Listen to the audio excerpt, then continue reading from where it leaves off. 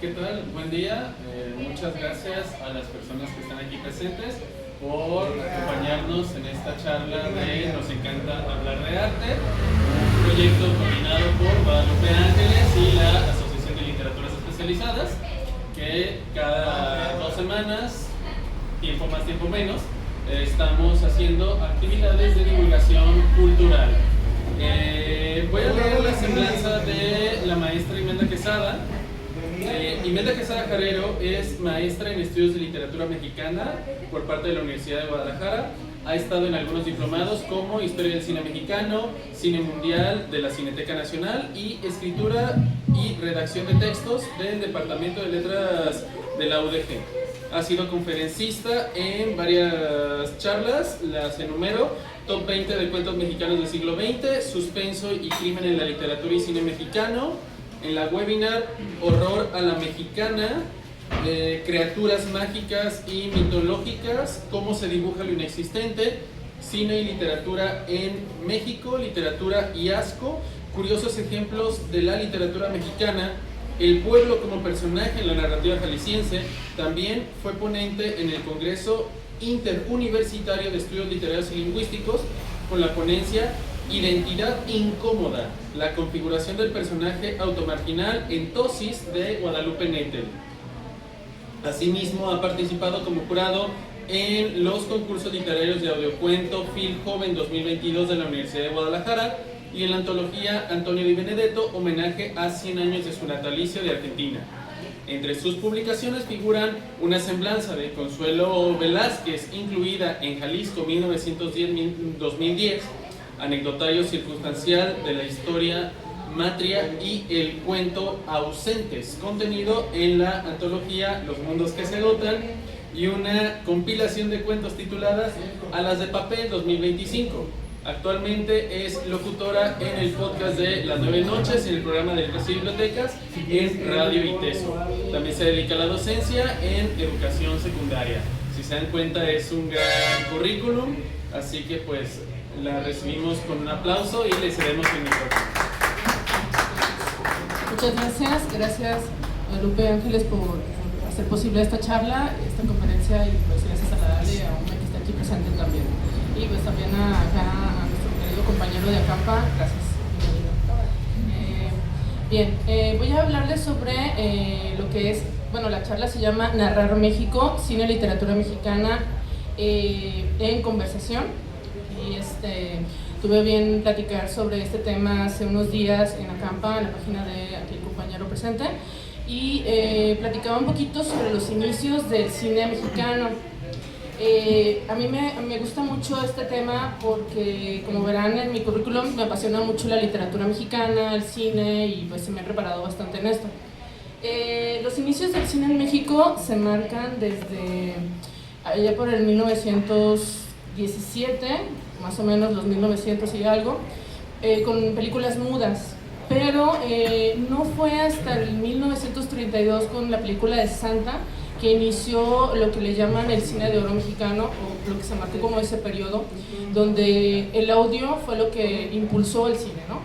También otro proceso histórico que impulsó el cine mexicano de oro fue esta guerra que hubo en esa época, la Segunda Guerra Mundial, porque el conflicto permitió que México produjera más películas, ¿no? Entonces este conflicto propició este auge y que hubiera un cine de oro mexicano. Hay muchas películas y directores imprescindibles e imperdibles en este periodo.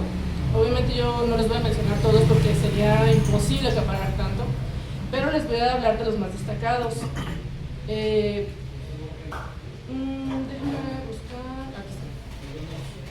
Por ejemplo, les puedo mencionar así a vuela pluma algunos títulos que no voy a mencionar aquí por cuestiones de que el tema es de literatura y cine, pero sí que son de los importantes de la época, del cine de oro. Por ejemplo, Allá en el Rancho Grande, Distinto Amanecer, Campeón sin Corona, María Candelaria, Salón México, Enamorada, Ahí está el detalle, El Rey del Barrio, Los Olvidados y Vámonos con Pancho Villa. Son películas muy importantes de ese periodo y la verdad es que a mí me gustaron mucho los que los alcancé a ver, porque tampoco es posible ver todo, como no es posible leer todo, pero sí lo que pude ver en mis diplomados de cine, pues, la verdad es que se los recomiendo bastante.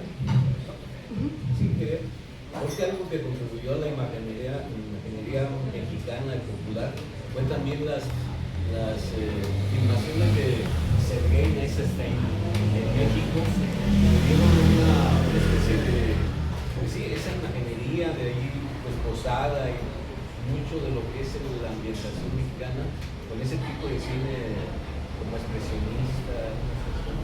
Sí, de hecho hay algunos directores que empezaron a figurar el cine mexicano, o más bien en el cine mexicano figuraron, y ellos empezaron con esta cuestión de la tradición del Día de Muertos, los desfiles, que ni siquiera lo sabía, pero el director que usted menciona, él empezó con eso, con esa tradición, quiso hacer un desfile del Día de Muertos y eso ya se hizo como tradición más como popular mexicana. Eso se me hizo bien interesante cuando lo vi en cine, dije qué padre está esto, creo que es en La Mujer del Puerto donde se ve esa escena, si mal no recuerdo, y es una película súper melodramática, o sea, me encantó. Sí, sí, la verdad es de los hermanos Bracho, ¿no? Según yo es de los hermanos Bracho. Y la verdad es que una actuación fabulosa, y es cuando inicia este recorrido por las mujeres de la vida galante, ¿no? La femme fatale y toda esta figura del imaginario también colectivo mexicano que va a acompañar el cine mexicano desde los inicios hasta los 70s, que es cuando vemos las ficheras, ¿no? En las películas, que se hizo muy popular también y que no gustó mucho a todo el público, pero pues era lo que se vendía y lo que había. Y también en la época decadente del cine mexicano. Bueno, pasando también a cuestiones importantes de estos periodos, voy a mencionarles algunas películas ahora sí que tienen que ver con la literatura mexicana en sí, y con el cine mexicano. Perdonen, alguna presentación ni siquiera se las he puesto, perdonen. Bien, disculpen, ahí están mi listado de películas que tienen relación con literatura y con en cine. Voy a empezar con ya empecé con la de Santa, que me faltó mencionarles que es de Federico Gamboa, y esta novela es creo que es del 1903, si no mal no recuerdo, y pues ya les dije que es una película que empezó con el audio y empezó con el boom, y luego ya empezó a aparecer otro tipo de películas como El Compadre Mendoza, que esta es muy buena, la verdad se la recomiendo mucho, se basa en un relato de Mauricio Magdaleno, es el director Fernando de Fuentes del 33, y el fotógrafo es Alex Phillips y Ross Fisher. Estos fotógrafos a mí me encantaba mucho cómo trabajaban en esa época porque es de los más emblemáticos e importantes del periodo. Por ahí los van a seguir viendo en las películas del cine de oro mexicano todo el tiempo. A él, a ese director, a estos fotógrafos, a Gabriel Figueroa, como de los más premiados, y a ¿cómo se llama este hombre? Se me olvida el nombre. Uno que se apellida Jiménez. Bueno, se los debo, pero hay uno que se apellida Jiménez que también es muy bueno y es del periodo. Bien, seguimos con esta del Compadre Mendoza. Es una película muy política, la verdad es que es de esas películas que dices tú, ay, pero ¿por qué tanta simpatía hacia el porfiriato?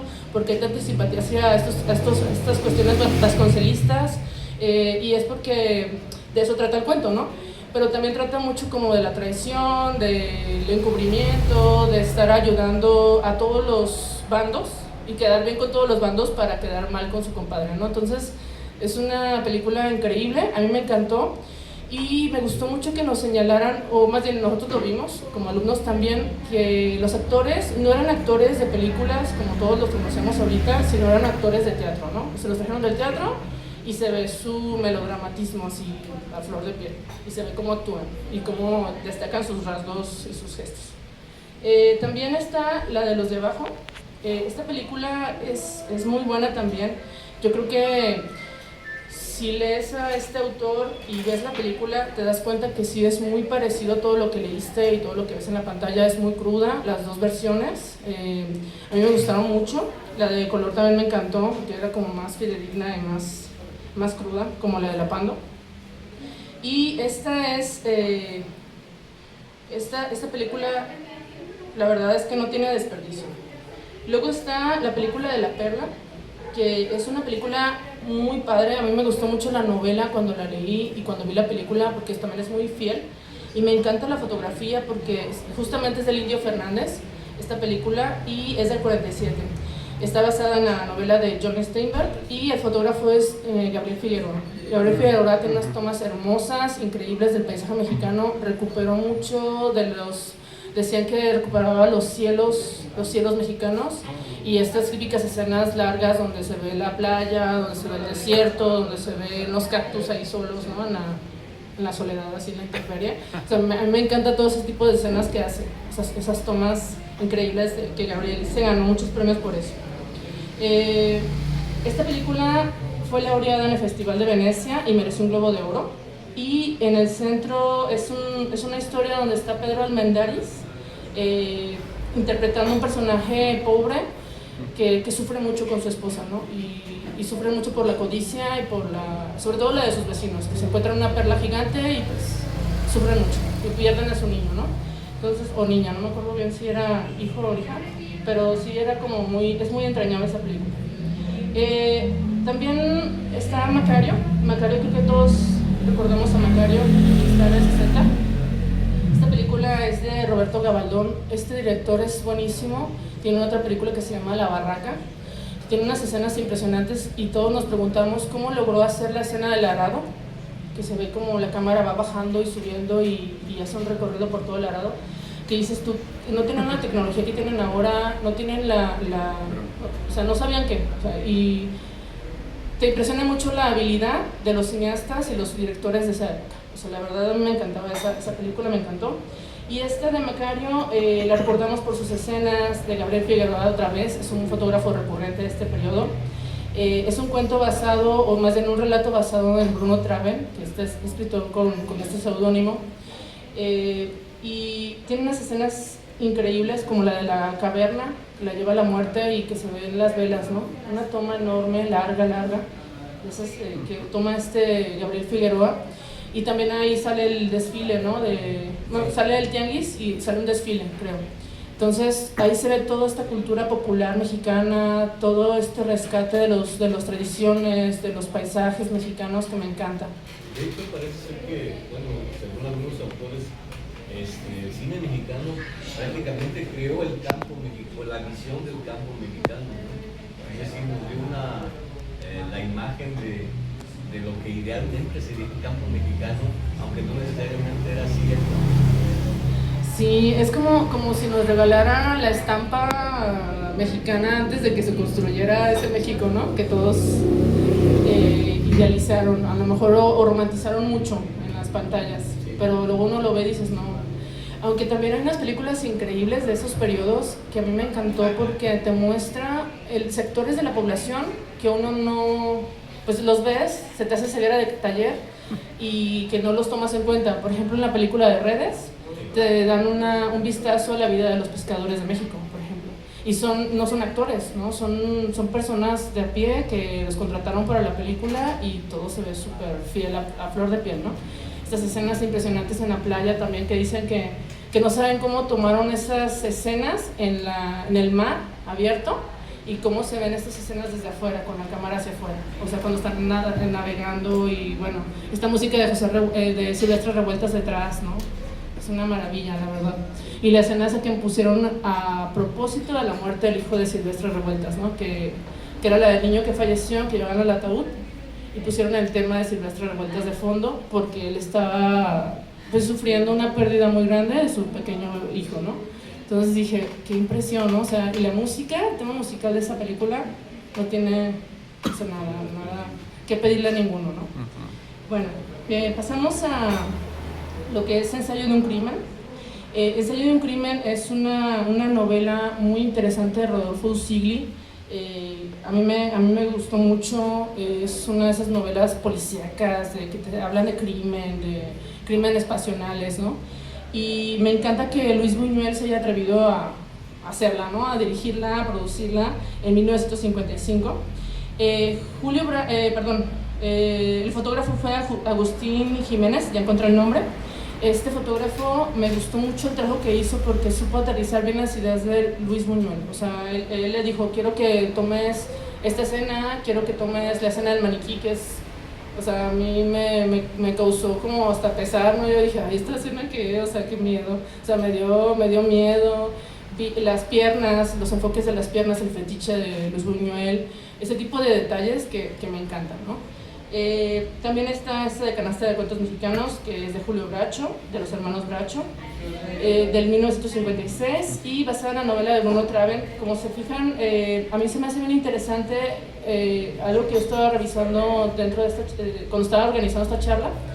Dije, bueno, hay películas que son dirigidas por extranjeros o son basadas en novelas extranjeras y no propiamente mexicanas. Dije, ¿qué será bueno? ¿Será bueno no mencionarlas para ser muy purista de lo mexicano? ¿O será bueno mencionarlas porque son parte de nuestra cultura y se fueron producidas aquí? Entonces dije, no, las voy a dejar porque son parte de, ¿no? Y todos los tenemos como referentes de México. Entonces, yo creo que vale la pena mencionarlo, ¿no? Porque no vamos a ser puristas en todo. Oye, además es una interpretación de técnicos mexicanos, directores mexicanos, del campo mexicano, en este caso sería de la ciudad, de la ciudad de Peña, sí. Pero es la interpretación purista, no pura, de los técnicos mexicanos que interpretaron la ciudad y el campo, ¿verdad? Sí. De la basados en la literatura. Sí, y cómo le dan el toque mexicano, propiamente mexicano de otra novela. Está, por ejemplo, esta de Lugar sin Límites, ¿no? Que es una novela latinoamericana, pero traída a México, y tiene unas actuaciones fenomenales, ¿no? O sea, a mí me encantó. Yo la amé. Bueno, de este periodo voy a cerrar con una que es muy buena, que es La Sombra del Caudillo, que no estaría mal que no la mencionara. Esta novela fue muy controversial y también la película duró 30 años censurada, o sea, nadie la podía ver porque era como de, no, ¿cómo estás hablando mal de nuestros políticos? Y no vamos a permitir que hables mal de ellos, ¿no? Esta novela es de Martín Luis Guzmán. Ustedes saben que Martín Luis Guzmán le gustaba mucho la novela política, entonces él también le gustaba mucho como hacer este tipo de cosas. Y se publicó en 1929. Fíjense desde cuándo empezó, o sea, desde el 29. Y esta película se estrenó en el 60, pero no quisieron sacarla y hasta el 90 se pudo ver. Y todavía con ciertas reticencias, así como de, ay, no nos gusta tanto, pero hay que sacarla a la luz. Todavía cuando estuve estudiando letras era difícil encontrarla, o sea, casi, hasta el libro era difícil, lo encontré en copias, o sea, ni siquiera te lo vendían. Entonces, es esas novelas fabulosas que sí hay que leer, y habla sobre México, del Álvaro Obregón, y de Plutarco Elías Calles, ¿no? Todas estas sucesiones, estos asesinatos, estas muertes políticas que hubo ahí. Por eso se censuró tanto. Y bueno, pues ya vamos a acabar con este periodo del cine de oro, o sea, de este periodo intenso, la verdad.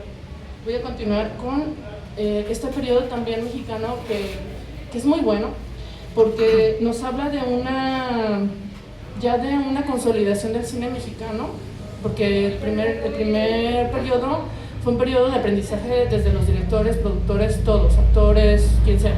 Ellos aprendieron sobre la marcha, ellos aprendieron haciendo cine, ni siquiera les enseñaron en una escuela, ellos tuvieron que aprender así. Entonces, no tenían escuelas. Y del 50 al 70 más o menos, porque no hay que marcarlo tanto porque pues, sería imposible.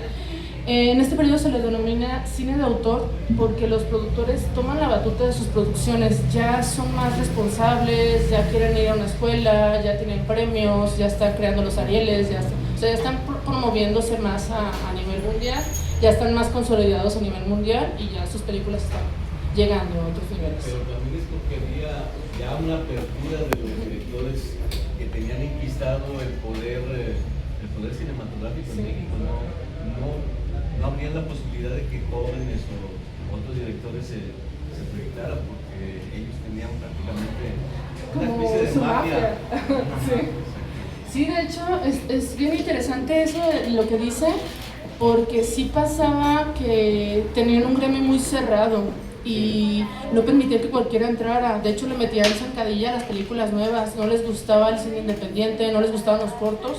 Los cortometrajes no vieron a la luz hasta el 76, que creo que fue la época de la crisis, y no hubo premios a cortometrajes hasta el 80 y tantos. O sea que dices, bueno, o sea, sí había mucho celo profesional, y luego se crearon los sindicatos, las escuelas, los IMCITES, todos esos lugares donde se ejercía el cine, pero también con condiciones. Entonces sí hubo mucha, como todo este periodo fue de lucha, de crisis también, y de problemas de sindicatos. Aquí en el 70, del 70 al 90 fue la época de la crisis en el cine mexicano. Hubo vacas flacas para el cine, hubo nada de financiamiento por parte del Estado, porque a principios del cine sí hubo financiamiento, había bolsas llenas de dinero para producir películas, y ya después llegaron las vacas flacas, ya no quisieron producir el cine los del gobierno, el Estado dijo no, tú hazte cargo y hay que hacer producciones privadas, tú inviértele o consigue dinero, o de donde puedas. Entonces hubo fuga también de cineastas, fugas de cerebros, o sea, hubo mucha gente que se tuvo que ir del país a estudiar cine fuera y también a producir cine fuera. Entonces, no podemos, vámonos. Pero en este periodo está bien interesante porque sí hay muy buenas películas. Las pocas que hubo, la verdad, de las de cine de arte o cine que no era tan comercial, la verdad es que sí hubo muy, muy buenas películas. Yo te las voy a referir a algunas. Déjame buscarme el solito. Y ahí está. De las más sobresalientes relacionadas a la literatura está Los recuerdos del porvenir, que es de esta escritora de Elena Garro. Claro que no le iba a dejar pasar porque pues, era una escritora fabulosa, la verdad. Se sigue trabajando con ella, se sigue analizando, se sigue leyendo y la verdad es que es de la literatura algo infalible para leer. Esta película es del 68 y la produjo Arturo Ripstein. A mí me sorprendió mucho que fuera de Ripstein. Cuando viene el apellido Ripstein digo, va a ser buena. O sea, ya sé que tiene el sello Ripstein y es de los directores más importantes de este periodo y de los que más produjeron cine en este periodo. La verdad, no hay desperdicio en sus películas. Si tú ves esta película, la de los macetones, ¿cómo se llama esta? De los macetones. El Castillo de la Pureza. El Castillo de la Pureza, que dices, no puede ser que haya una película así, que haya habido unos personajes históricos así, o sea, a mí me encanta Arturo Ripstein y cualquier película que vean de él, se los prometo que tiene garantía, o sea, que va a ser bueno. Los albañiles, de Jorge Fons, es una película del 76, es muy buena también, es de casi todas estas tienen el nombre de la novela, tal cual, o sea, no cambiaron nada, ni siquiera ni el autor, o sea, casi es bien interesante porque también en el cine mexicano los escritores se involucraban en el cine, o sea, ellos decían, yo quiero hacer mi guión, y escribían su guión, y aprendían haciendo el guión. Y a mí me encanta todo eso, porque yo decía, bueno, Vicente Leñero ayudó a hacer el guión de esta, aquí a lo mejor no, Elena Garro no lo hizo, pero sí hay influencia en mano de cualquier autor.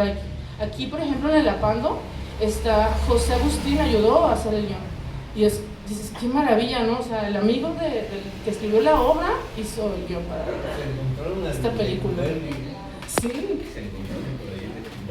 Y es fabulosa esta película, ¿no? Porque te habla de otro sector de la población que es marginado, que es relegado y que te lo está contando alguien que tú dices, ay, yo no sabía esto, ¿no? O sea, qué maravilla, novela, 69 páginas, me va a decir un mundo, o sea, me dice todo lo que ocurre allá adentro, a lo mejor no todo, pero sí una parte de ese gremio que dices, qué interesante, me hubiera gustado saber más, ¿no?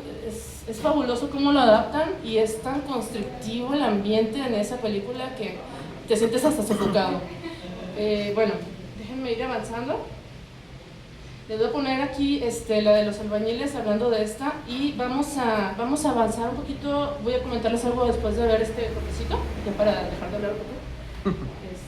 Está la portada, y les voy a poner un cortito.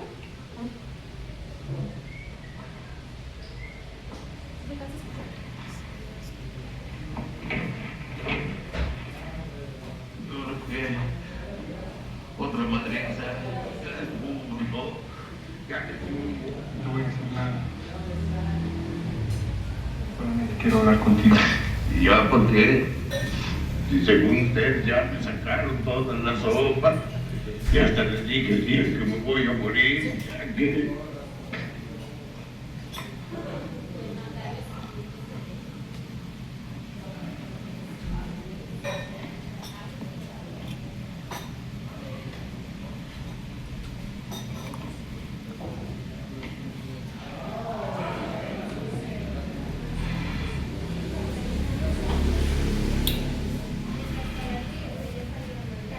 Háblame. De hombre a hombre. Entre tú y yo nada más. Me cae. ¿Quiere que le hable de hombre a hombre? Mire, de hombre a hombre. Todos ustedes son unos hijos de la chingada. Sí. Usted más que nadie sabía cómo andaba el asunto. ¿Qué hizo para salvarme? Nada. Como decía don Jesús, aquí se jode el jodido por pobre, porque no tienen que caerse muertos, tienen que lo defienda. Por eso tienen que chingar al pobre. ¿En qué me entiendes? ¿Para qué tanto pedo? Ay, jalen de aquí, que busquen de allá, y que dónde estará la bonita. Pues con el jodido, con el pobre, y aquí me tienen jodido. Y usted allá con lo suyo, defendiendo a los mismos de siempre. Ni modo, yo aquí ya me chingué porque mire, ni con su buen corazón, ni con nada, van a hacer que cambien las cosas, la verdad. Ya me chingué, tengo un millón de modos, por pobre, por pendejo.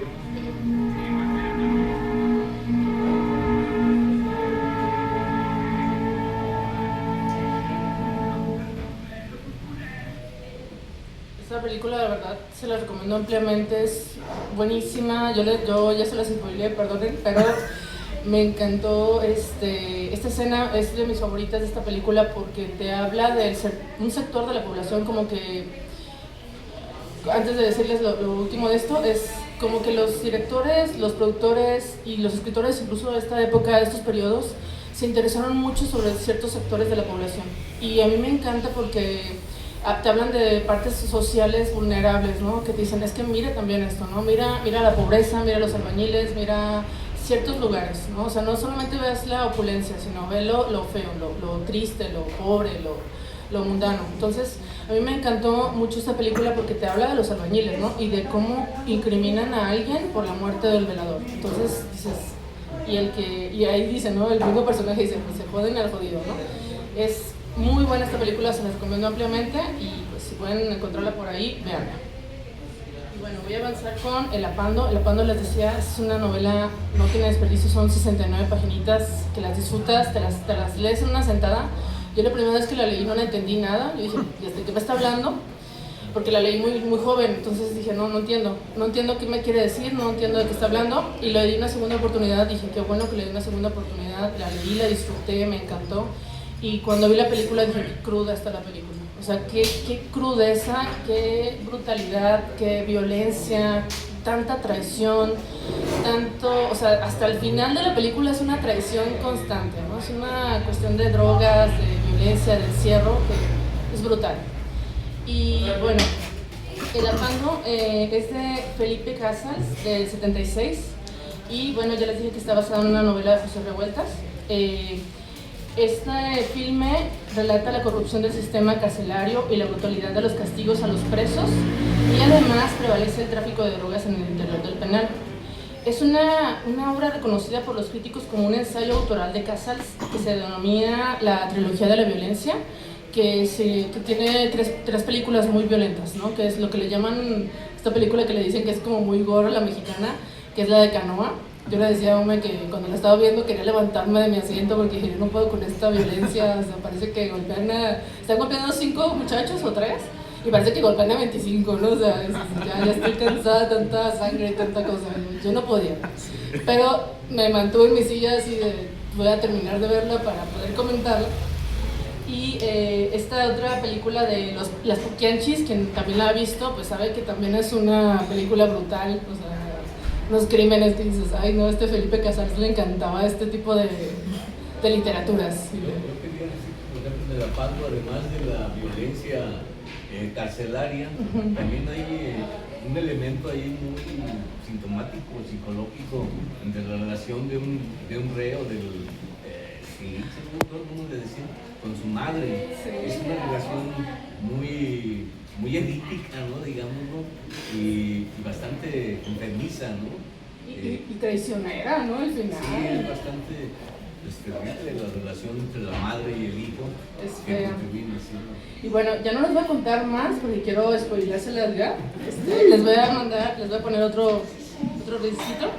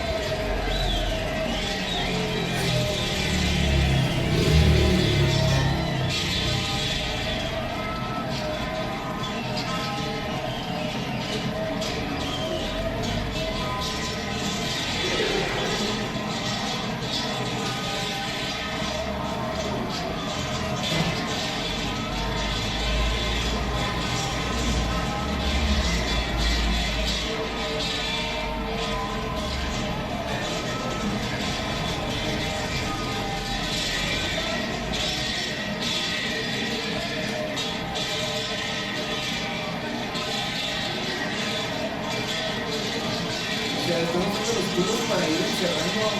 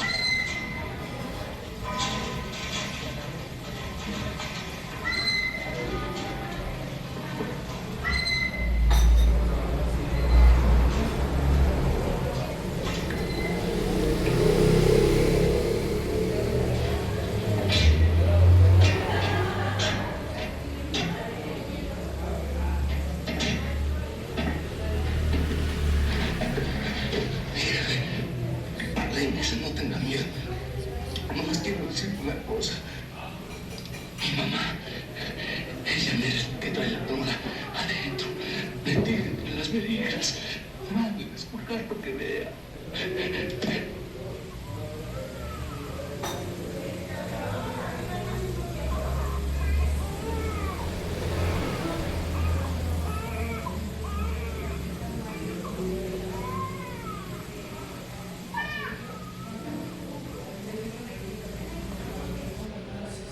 recomiendo que vean esta película, es muy buena. La verdad es que tiene escenas bien impresionantes como la del tatuaje en el vientre de un preso que se ve que está moviéndolo y se ve que una escena, unas posiciones obscenas ahí, ¿no? En su vientre. Sí, que está El apando es esa. Sí, el apando. Muy, muy buena esa película, la verdad. Y bueno, voy a avanzar rápido para ver si alcanzo a poner los otros recitos más, porque tenemos otros 2 o 3 más. Y me faltó comentar que algo que nos decía una maestra, la maestra de literatura mexicana, decía, esta cárcel es una cárcel dentro de otra cárcel, ¿no? Que te muestra con la geometría cómo es posible encerrar a alguien que ya está preso, o sea, encerrarlo todavía más, reducirlo a lo más, en el espacio. Sí. También revueltos al ver que los propios senadores estaban presos. Sí, o sea, es una cosa impresionante. Yo no entendía porque decía que monos, y yo sé, pues monos de zoológico o monos de personas, ¿no? Por eso no entendía la historia. Bueno, voy a pasar a lo que son las películas más recientes, no sin mencionar, obviamente, El lugar sin límites, que me encanta de este periodo, es también de Arturo Bernstein. Les decía que es del 78, y es basado en la novela de Manuel Puig. Esta historia nos narra lo que es un tema muy controversial para la época, incluso para los años, porque recuerden que siempre ha habido censura, pero a mí me llama mucho la atención que la censura en el cine mexicano no se dio en el periodo que uno creería que fue censurable, ¿no? Yo le preguntaba mucho a mi profe del diplomado de cine, y le decía, ¿por qué no hay censura en la escena del ejército mexicano cuando está cruzándose con una marcha que están quejándose del duelo de los estudiantes, por ejemplo? Y hace alusión al movimiento del 68, justamente, y dice, ¿por qué no se censura? Y más en el periodo en el que ocurrió esta situación, porque era de las fechas. Y me dice, es que en ese periodo no se censuraba lo que tú consideras censurable ahorita, se censuraban otras cosas. Yo dije, qué interesante, ¿no? Que en este periodo se podría ver esto en el cine, pero no otras cosas. Sí, es de José Donoso. Ay, perdón, le cambié el nombre, perdonen. ¿Te confundiste con el beso de la mujer? Sí, los estoy mezclando y gracias por corregirme. Y bueno, vamos a avanzar ahora sí a lo que son las películas un poquito más recientes después de este periodo de crisis, que obviamente pues no todo fue crisis pues en ese periodo, como ven hay películas muy buenas, pero ya llegó este periodo donde en los 90 ya se producía cine aquí en México, ya los directores regresaban a su casa, regresaban al país, habían estudiado fuera y habían decidido hacer películas de aquí, propiamente nacionales. Ya había inversión, ya había dinero, ya se podía gastar lo que se quisiera en el cine, o sea, ya había como más auge en esto. Hay películas como...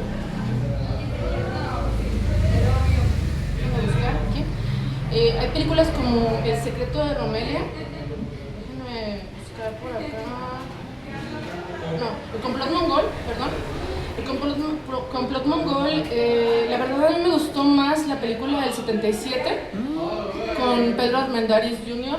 Que la película con Demian Bichir del 2019.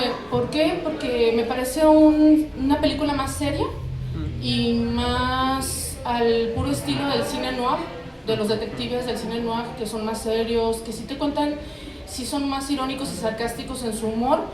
Y el humor de Bichir no me gustó tanto porque lo hace cómica la película y no me gusta ese sabor que le da a él. O sea, disculpen a los que son fan de este personaje, pero la verdad les recomiendo, si les voy a recomendar algo, les voy a recomendar la del 77, véanla, es muy buena, es más breve que la del 2019, no entra tanto en detalles y va a lo que va.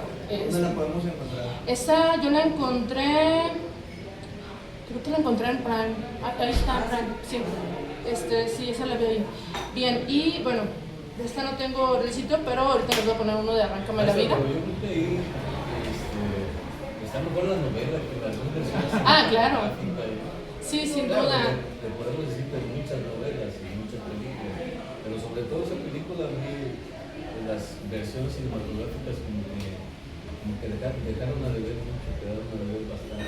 Sí, porque por ejemplo, No, yo creo que yo congenio con usted porque como que la novela se disfruta más porque te dan más detalles, son más descriptivas, te cuentan toda la historia como es, y acá es un resumen del libro, ¿no? O sea, sí congenio con usted porque, por ejemplo, algo con lo que lo comparé la película del 2019 se me figuraba mucho la literatura de Elmer Mendoza, de la amante de Janis Joplin y todas esas novelas, que a mí no me gustan mucho porque el personaje lo lanzan como algún cómico, como un detective cómico, como que tiene que dar risa y a fuerzas, y a mí no me gusta eso, a mí me gusta más. Entiendo como, que la libertad del director y del libretista y todo está claro, y obviamente son distintos lenguajes, así lo entiendo, pero pues uno puede valorar también la calidad cinematográfica de una novela, y puedes decir, bueno,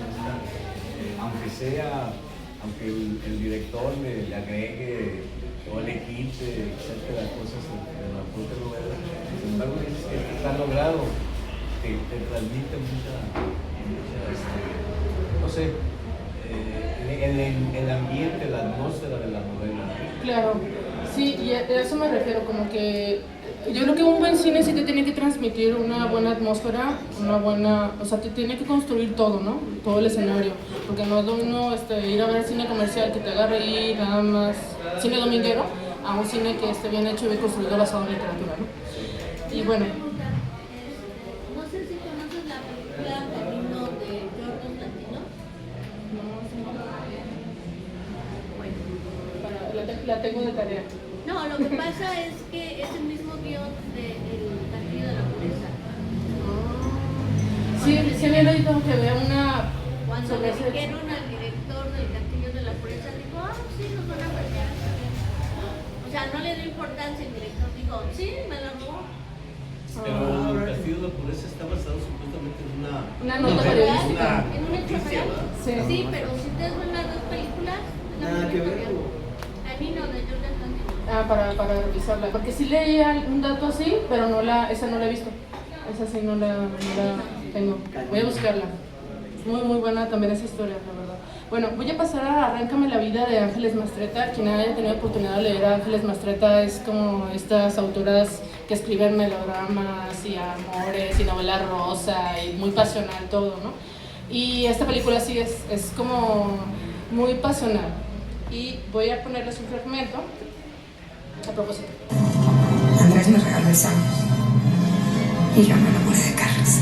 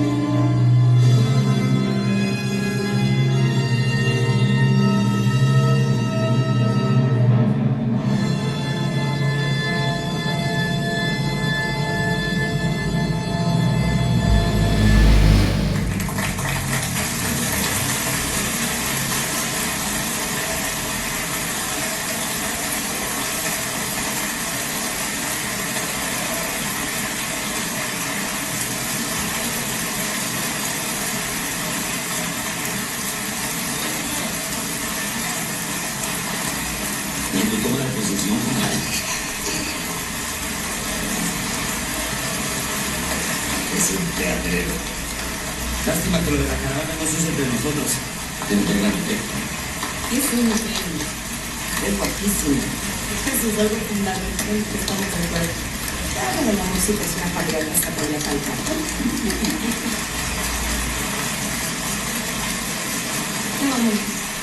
Eso digo yo. Y recuerda torero. Parece que hubiera salido a jugarse la vida.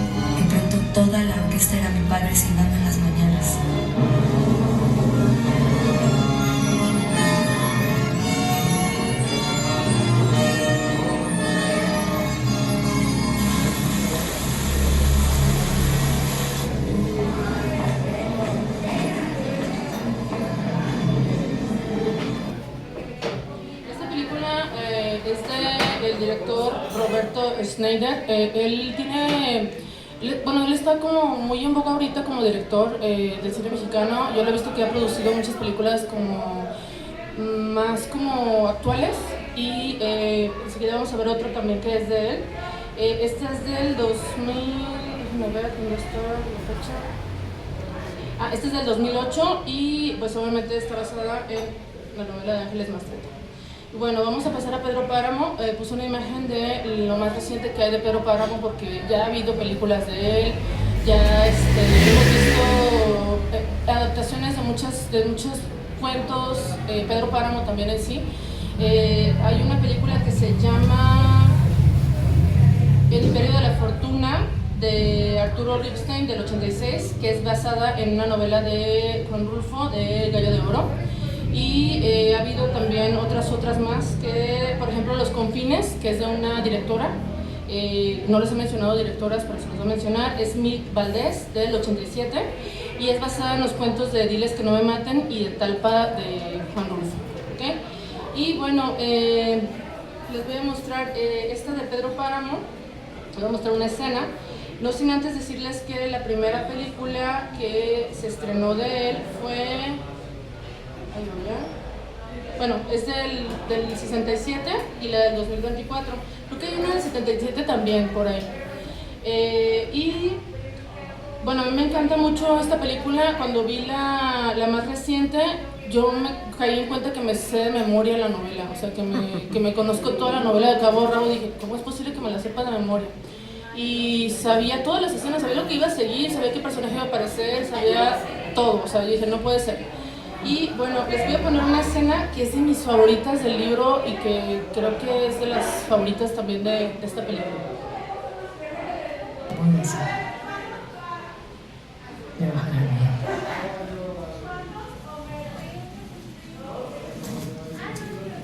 Por mí no se preocupe.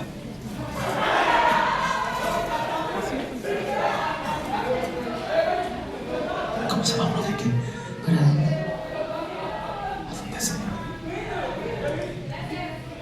Hay multitud de caminos.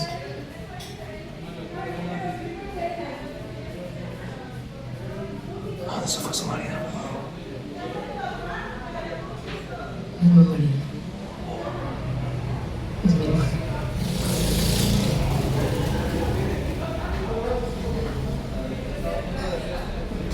Y no quiere creerlo.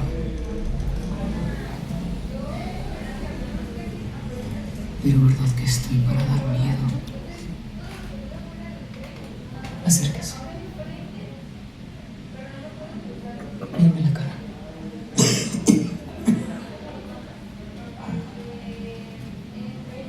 ¿Qué es lo que quiere que le diga? No me ve el pecado.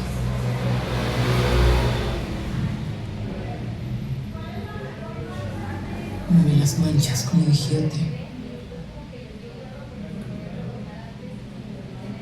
Y eso es solo por fuera.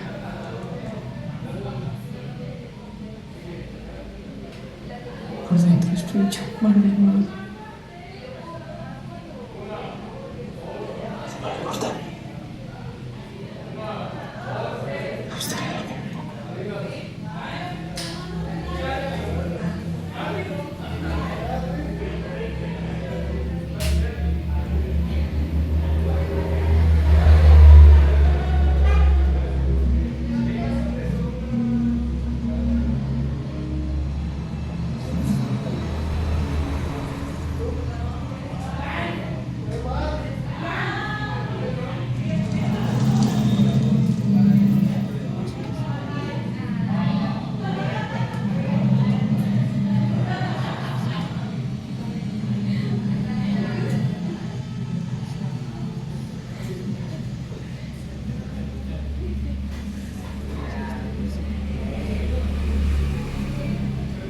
No va a volver.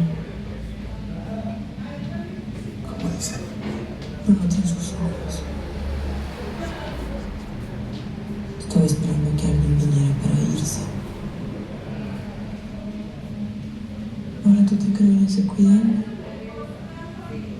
¿Por qué? ¿No quieres cuidarme?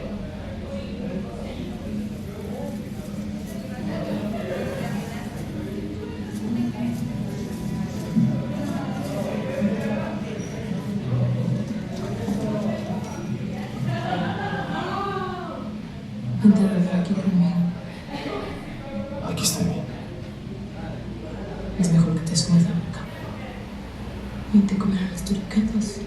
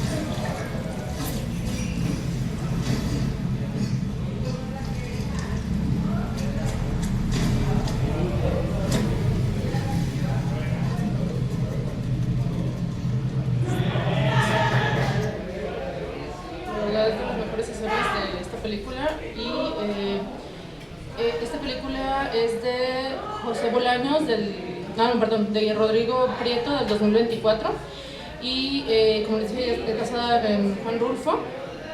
La primera es de José Bolaños. Y la primera es de José Bolaños, que es del 77, por ahí me equivoqué en el número, puse 67 en lugar de 77. Y es que son tres, ¿no?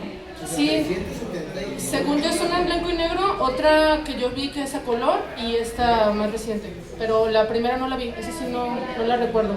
A lo mejor sí, a lo mejor esa la vamos a encontrar por ahí en algún lugar, porque sí es difícil de conseguir esa. La segunda sí se consigue más fácilmente. Les traje algunos también, no sé si alcancemos los tiempos. Ya estamos aquí. Como agua para el chocolate es también de mis favoritas, tanto el libro como la película. Hay una edición muy bonita que vendían en el fondo, que era un recetario tal cual. O sea, lo abrías la cajita, que era como un paquete de chocolate y sacabas los recetarios de uno por uno. Está genial, la verdad está hermoso y adornado con un moñito, ¿no? Para cerrarlo. Entonces, esta novela es buenísima, si pueden verla. Esta es de Alfonso Arau, la primera, del 92, y la serie que ya se estrenó en las plataformas, esa la produjo lo que fue Lorena Pérez Ríos y Julián de Tavira en el 2024. A mí me encanta lo que está pasando ahorita con el cine mexicano, con la literatura mexicana, que están retomando clásicos, que están retomando escritores importantes de la literatura mexicana, que los están adaptando, están aventurando a adaptarlos a la pantalla y sobre todo al streaming, ¿no? O sea, las plataformas. A mí me encanta eso que están haciendo, ojalá lo sigan haciendo para poder ver a lo mejor a Guadalupe Dueñas o a Amparo Dávila por ahí, ojalá se nos haga verla en estas plataformas, ¿no? También, porque pues también, sí, porque también lo merecen, ¿no? Así como las cineastas ya empezaron también con su cine en los 80, que me faltó decírselos, ya hubo más presencia femenina en el cine, en cuestiones de cineasta y trabajos, porque a principios nada más hubo una cineasta que fue Mimi Derman, ¿no? Y fue en el 30, con La Tigresa. Entonces, la presencia femenina en el cine empezó como en los 50, por ahí alguna, perdido o algo, 60, 70, y ya en los 80 es cuando ya se empezaron a animar las cineastas en serie. Entonces, también si quieren seguirlas por ahí, y luego de repente estaba leyendo un artículo sobre directores que se atrevían a hacer cine de lesbianas, porque decían que no había cine de lesbianas, y que sí había cine de homosexuales, pero no había cine de lesbianas. Entonces dije, qué incluyente, ¿no? Y se me hizo muy interesante también eso. La verdad me encantó, o sea, dije, qué padre, ¿no? Están haciendo un histórico. Bueno, ya luego, si puedo, se los comparto, el histórico que no. Bien, esta, ahí va. Este es del 92, porque no conseguí la otra. Mañana, si Dios quiere. Sí, a tus labios, mi niño. Mañana no quiero que nadie te vea llorar, mucho menos Rosaura. Yo termino. Tú ya vete. No te ayudo. Yo tampoco. Vete a dormir, mi niña, yo puedo sola. Solo las ollas saben los errores de su canto. Pero yo adivino los tuyos. Ya deja de chillar sobre la masa. El huevo no va a servir. Ándale, ya vete.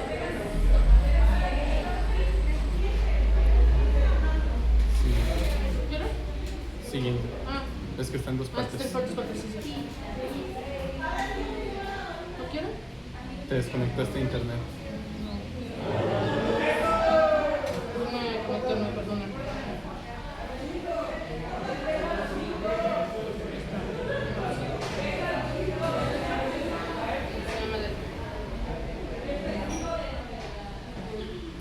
Atrás y adelante.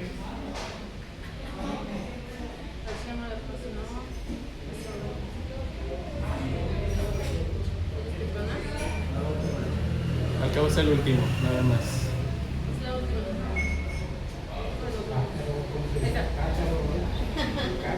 Así, cácaro.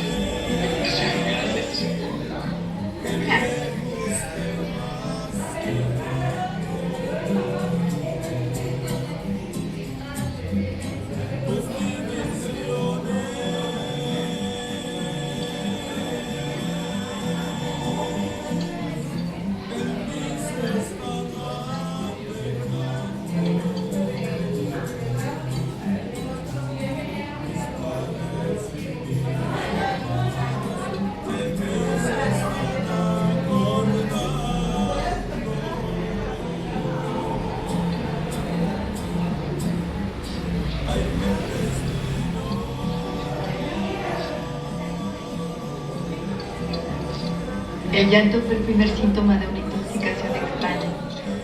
Una gran melancolía y frustración hizo presa de todos los invitados y los hizo terminar en el patio, los corrales y los baños, añorando el amor de su vida.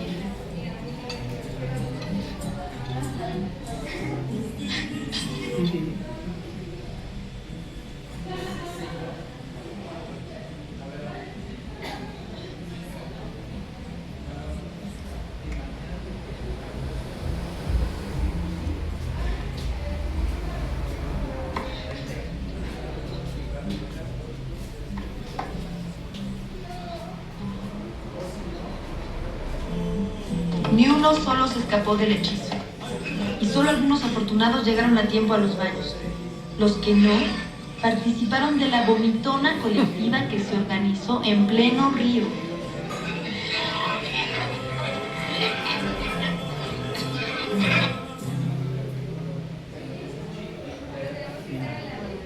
Y pues cierro con esta de Me estás matando, Susana, que es del 2015. Está basada en la novela de José Agustín, de Ciudades Desiertas.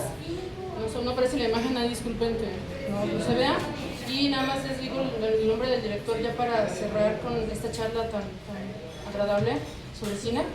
Es Me estás matando, Susana. Perdóname.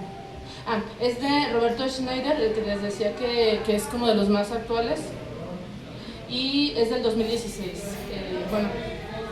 Yo no soy muy fan de José Agustín, pero sé que el público más joven, o a lo mejor las generaciones más recientes o más jóvenes, ha tenido muy buena acogida con ellos, como que les gusta mucho que sea tan grosero y que tan mal hablado y tan así como de que diga cosas muy inapropiadas y que escriba cosas como... Era muy inocente Sí. Agustín a estas alturas. Sí, pero aún así les gusta, ¿eh? Yo he cachado a adolescentes que les gusta mucho, que dicen, ¿por qué está mal hablado? Yo, que les guste, o sea, sí. Es el mismo director de la pasada. Sí, es el mismo. Ay, perdón, lo interrumpí. No, fíjate, sí, es que en la actualidad, pues, digamos, las excentricidades o ya prácticamente se queda en la actualidad, con muchas novelas actuales, pues se queda como algo adolescente de realidad. Sí. Tú mencionabas algunas novelas Rosa, cosas así que realmente abordan temas mucho más, ¿qué podemos decir? No vergonzosos, pero menos públicos. Ya, pues aún sí se queda en el ámbito de lo poderoso. Sí, pues de los adolescentes. Ahora sí que por eso les gusta tanto, ¿no? Por la irreverencia que manejan. Bueno, pues gracias por escucharme, por atender mi charla y espero que les haya gustado lo que les compartí, lo que sé. Y pues gracias a todos. Ahora sí sigue la película.